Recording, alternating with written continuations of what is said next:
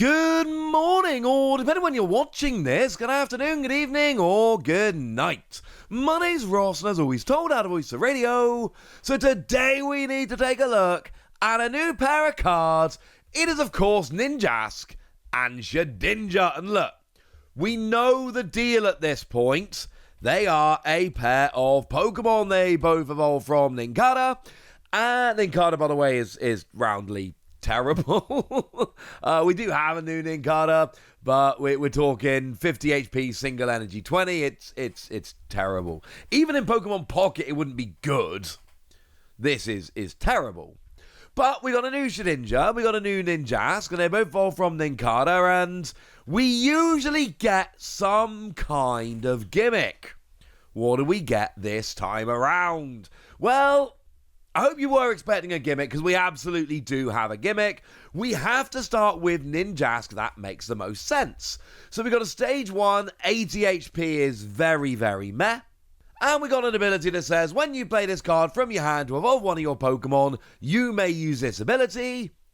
Search your deck for a Shedinja and put it onto your bench and then shuffle your deck. Cool. We're cheating Shedinja into play. Now, this is actually very, very important because they both evolve from Nincada. And you can only play 4 of them in your deck.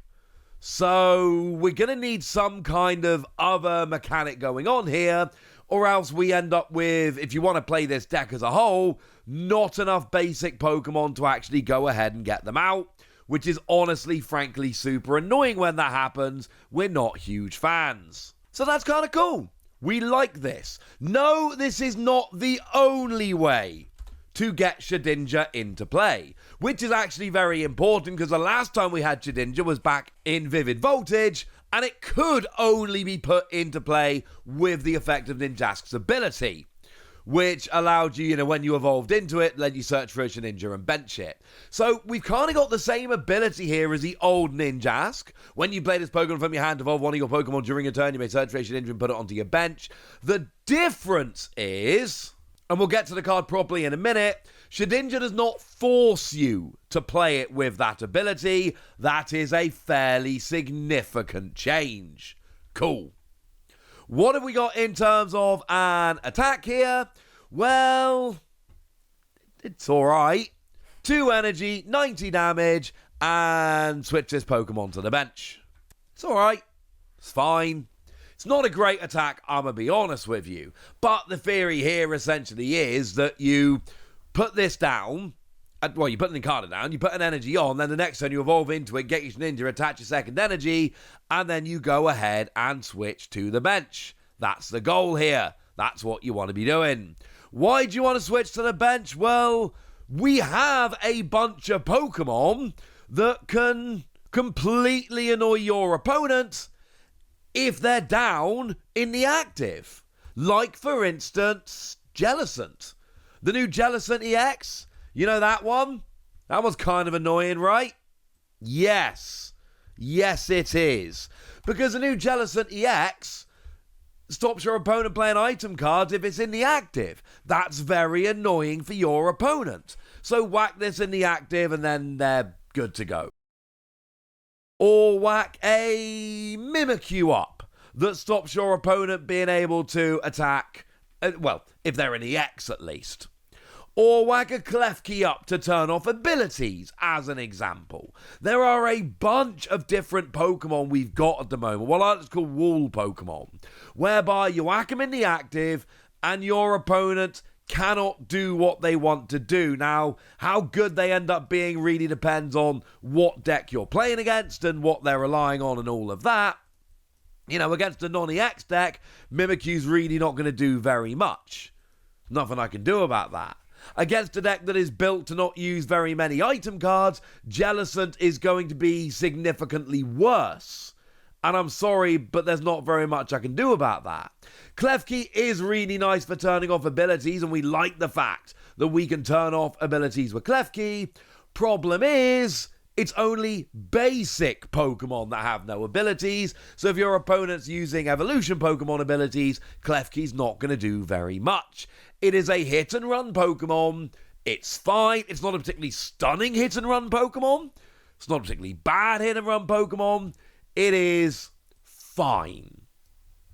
The thing is, I did tell you that when you evolve into it, we get to search our deck for a Shedinja and whack it on the bench. So you're getting an extra Pokemon out. What does that one do? Well, it's got an ability, but the ability doesn't say you've got to put it in play with Ninjask. Boo! No. What it says is, if this Pokemon is KO'd by damage from your opponent's Pokemon EX attacks, your opponent doesn't take a prize. Now, they still get to KO, which is important for hurting your setup and all of that. It's not an attack that blocks the damage like Mimikyu. You still take the damage. And it is only damage and only from EXs. Non-EXs can go nuts. Attacks that do special conditions, instant KOs, things of that nature, can go nuts. It only comes in when it is KO'd by damage from an attack from your opponent's EX. Very important, very specific. But your opponent doesn't take a prize. That's pretty nice. Does it have a pretty nice attack? Yeah, actually it kind of does. Single energy, and it does 20 damage for each damage counter on your opponent's active Pokemon. It's not bad. Because let's go back to Ninjask for a moment. Ninjask hits for 1990 isn't great. I told you that. But now Shedinja comes in, single energy attack, very important. And it essentially trebles the amount of damage on there. So you put 90 on with Ninjask, that's a bit meh. But then Shedinja turns that 90 into 270. Oh, that's a lot better, ladies and gentlemen. And again, 270 over 2 turns, there's an argument you can look at this and be like, it's still a bit underwhelming. But it's not, because Shedinja doesn't give up a prize, assuming it's KO'd by an EX. Now, the other way to look at it is it's only got 60 HP. So your opponent can often KO it with non-EX Pokemon. That's a bit of a problem. And 60 HP is honestly like a terrible amount of HP right now, because things like, Dragapult sees a huge amount of play. How many damage counters does Dragapult drop? 6. So if it's on the bench, or you can find a way to move it to the bench, you just drop the 6 damage counters on it, it goes away. That's a bit of a problem. Monkey Dory is running riot right now through the metagame, and Monkey Dory moves 3 damage counters. And a lot of decks want to go multiple Monkey Dory, many monkeys. And if your opponent goes many monkeys, or multiple Monkey Dory, or however you want to phrase it, then 2 lots of Adrenabrain here is going to move 6 damage counters, and that is going to KO you straight away without any worry. This is a little bit of a problem. This is the biggest issue I've got here. I love the attack. Seriously, single energy, trebling the amount of damage on them, I'm in. And I love the fact that you don't give up a prize when you KO by damage from an EX's attack. That's also brilliant. But the fact that you've only got 60 HP, even if it was 70, I would feel so much better about 70 here. Because then you'd be out of range of Dragapult. It would force your opponent to treble Monkey Dory, which I know some people do sometimes do, but it's at least a lot more effort to treble Monkey Dory than it is to double Monkey Dory. No. Here, it is just 60 HP, and that's a bit of a problem. Now, it is worth noting that they don't use the same energy. One of them's using Grass and one of them's using Psychic, but at least until the rotation hits, we've still got Luminous Energy, so I ain't too worried about that one, honestly. We can use Luminous Energy for the time being. That will pay either of them. We are good. And this seems like a really good time to remind you guys that we have that new card from Destined Rivals. We've got ourselves a Team Rocket's Venture Bomb, which, of course, if you flip her heads, puts 2 damage counters on one of your opponent's Pokemon. So you can add up damage here. And remember, that 20 from this actually turns into 60 by the time you attack with Shedinja here. So that actually becomes a much better proposition. When you're immediately trebling the damage on your opponent's Pokemon by doing 20 for each damage counter on them, then essentially something like this just gets multiplied massively. You can obviously play your own Monkey Dory, but now you're relying on darkness energy as well, and the energy line is starting to get just a little bit annoying for me. Hey ho, can't win them all. But I do think there's potential here. The 60 HP on Shedinja makes me very, very nervous, but Ninjask having a hit and run attack as well as the ability that gets it out is awesome, and Shedinja having that ability with a decent attack makes me happy.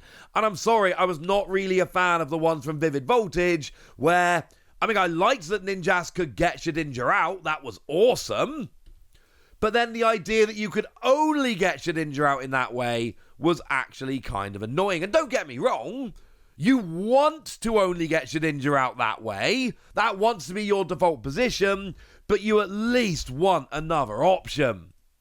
There we go.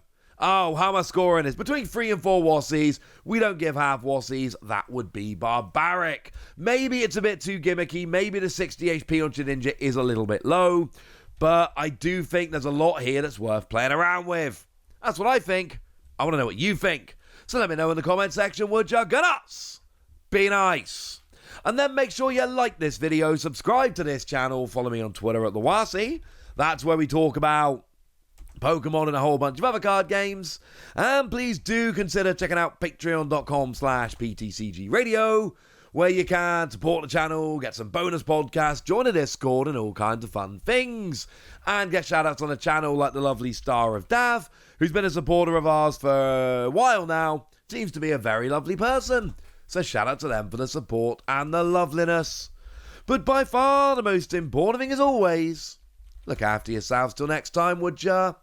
Thank you very much for watching. My name's Ross, and you've been watching PTCG Radio.